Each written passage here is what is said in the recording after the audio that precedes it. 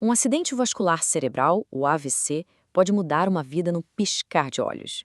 Nessa análise, a gente vai mergulhar no que acontece dentro do cérebro durante e depois desse evento, e também em como começa a longa jornada da recuperação. Dá para pensar num AVC como um raio, sabe? Um raio que atinge o centro de comando do corpo. É um evento súbito, um daqueles momentos que realmente dividem a vida entre o antes e o depois. E as consequências, elas podem se estender por uma vida inteira, mudando a realidade de uma pessoa de forma fundamental. Então a pergunta é: o que de fato acontece lá dentro do nosso cérebro durante um momento tão crítico como esse? Para a gente poder entender a recuperação, primeiro a gente precisa entender o dano. Vamos começar pelo básico, então. O que é exatamente o acidente vascular cerebral, o famoso AVC? E quais são os seus dois tipos principais? Olha, de forma bem direta, um AVC é uma lesão no cérebro.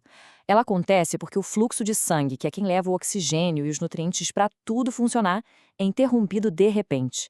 E sem esse suprimento, as células cerebrais, elas começam a morrer. E o legal dessa imagem é a analogia que simplifica tudo. Basicamente, existem dois tipos. O AVC isquêmico, que é o mais comum de todos, é como um cano entupido por um coágulo. Já o AVC hemorrágico é o contrário. É como se fosse um cano que rompeu e aí o sangue vaza. É uma coisa fascinante e, ao mesmo tempo, um pouco assustadora.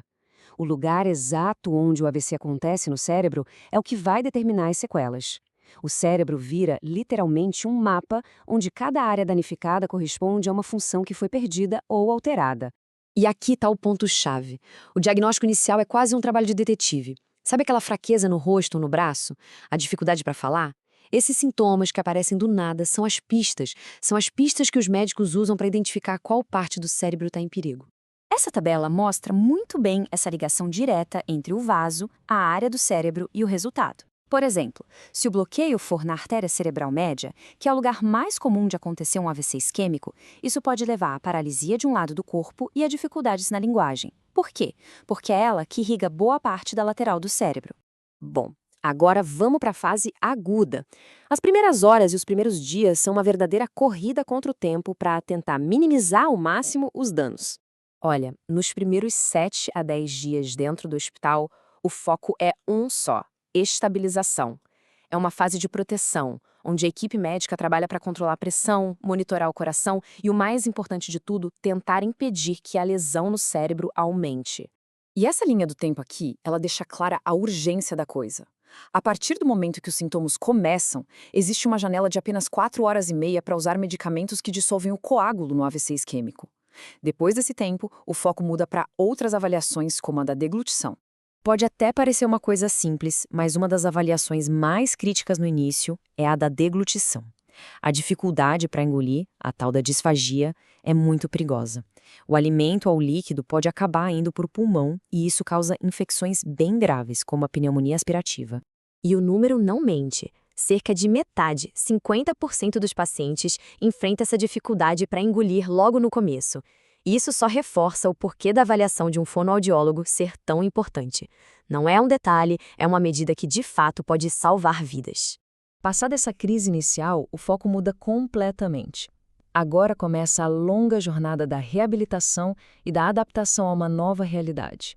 A recuperação é uma maratona, não uma corrida de 100 metros. É um processo que envolve lidar com as marcas que o AVC deixou, desde a rigidez muscular que atrapalha o movimento, passando pela frustração de não conseguir achar as palavras certas, o que a gente chama de afasia, e até os desafios de deglutição que podem continuar. Essa citação resume tudo. A recuperação não é responsabilidade de uma pessoa só. É um esforço de equipe, um trabalho coordenado entre médicos, fisioterapeutas, fonoaudiólogos e psicólogos. Tudo para garantir o melhor resultado possível. Então, o cuidado a longo prazo tem um objetivo duplo. Primeiro, evitar que um novo AVC aconteça, com tratamento contínuo. E, ao mesmo tempo, trabalhar sem parar para recuperar o máximo de função e de autonomia que for possível. E isso tudo nos deixa com uma reflexão. A recuperação não é só sobre curar uma parte do cérebro. É sobre como todo o processo de reabilitação pode ajudar a pessoa a redefinir e a reconstruir a própria vida, se adaptando e muitas vezes descobrindo novas capacidades.